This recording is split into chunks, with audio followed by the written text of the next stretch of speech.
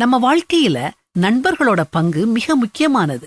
நம்ம பக்கத்துல எப்பவும் நண்பர்கள் இருக்காங்க அப்படிங்கிற நினைப்பே நமக்கு எவ்வளவு சந்தோஷத்தை கொடுக்குது இல்லையா?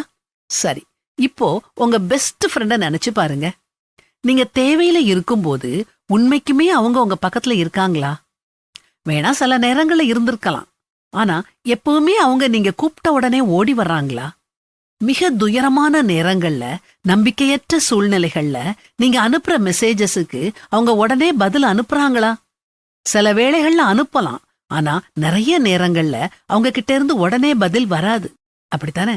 சில நேரங்கள்ல அவங்க அருகாமைய நீங்க தேடும்போது, அவங்கள நீங்க ஃபோன் பண்ணி கூப்பிடும்போது உடனே ஓடி வருவாங்களா? வந்திருக்கலாம், வராமலும் இருந்திருக்கலாம். இப்படிப்பட்டவங்கள நாம உண்மையான நண்பர்னு சொல்லலாமா? ஒரு உண்மையான நண்பர்னா அவங்க நமக்கு தேவைப்படும் போது நம்ம கூட இருக்கணும். நம்மள ஒருபோதும் கைவிட்டுற கூடாது. நம்ம ரகசியத்தை பாதுகாக்கணும். நமக்கு எப்பவும் உண்மையா இருக்கணும்.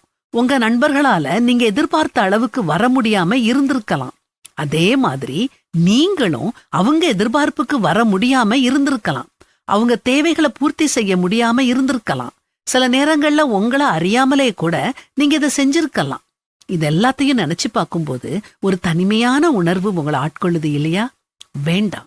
இப்படி நீங்க தனிமையா உணரவே வேண்டாம். நமக்கு ஒரு நல்ல நண்பர் இருக்காரு. நாம எதிர்பார்க்கறதுக்கு அதிகமா அவர் நம்முடைய தேவைகளை பூர்த்தி செய்வாரு. நம்மள ஒரு போதும் கைவிட மாட்டாரு. நம்மள தனிமையில விட மாட்டாரு. நாம பேசுறத கவனமா கேட்கிறாரு. உடனுக்குடனே பதில் கொடுக்காரு. நாம செஞ்ச தவறுகளை மன்னிக்கிறாரு. அவர் நித்தியமானவர், நிலையானவர். சங்கீதக்காரன் சொல்றது மாதிரி நாமும் சொல்வோமா? நீரே என் கன்மலையும் என் கோட்டையுமாயிருக்கிறீர். கர்த்தராகிய ஆண்டவரே, நீரே என் நோக்கமும் என் சிறு வயது தொடங்கி என் நம்பிக்கையுமாயிருக்கிறீர். நான் கர்ப்பத்தில் உற்பவித்தது முதல் உம்மால் ஆதரிக்கப்பட்டேன். என் தாயின் வயிற்றிலிருந்து என்னை எடுத்தவர் நீரே. உம்மையே நான் எப்பொழுதும் துதிப்பேன். நீரோ எனக்கு பலத்த அடைக்கலமாயிருக்கிறீர்.